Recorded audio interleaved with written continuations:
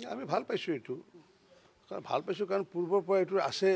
তাহাঁতৰ পূৰ্বৰ পৰা আছে ৰাইজে দেখিছে কাৰণ কিয় কংগ্ৰেছৰতো আমি ইতিহাস আমি জানো কংগ্ৰেছৰ ইতিহাস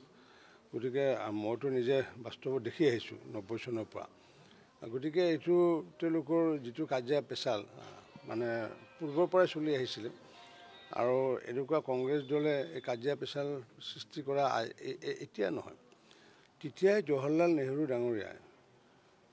মানে আম্বেদকাৰ ডাঙৰীয়াক পৰাস্ত কৰাৰ কাৰণে কিমান ষড়যন্ত্ৰ কৰিছিল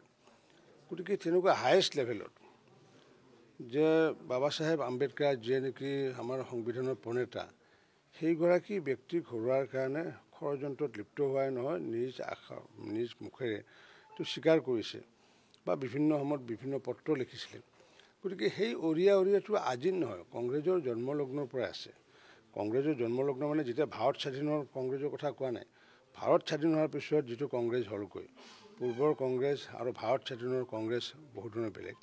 পূৰ্বৰ কংগ্ৰেছে আছিলে কি যে জনসাধাৰণৰ মুক্তিৰ বাবে তেওঁলোকে আন্দোলন কৰিছিলে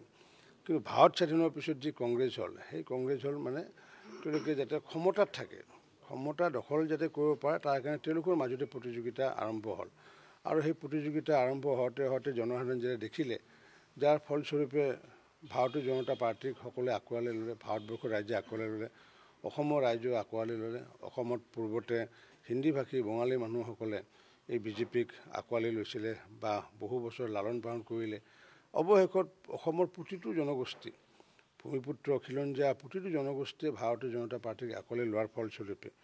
আমি 2016ত চৰকাৰ কৰিছোঁ 21ত কৰিছোঁ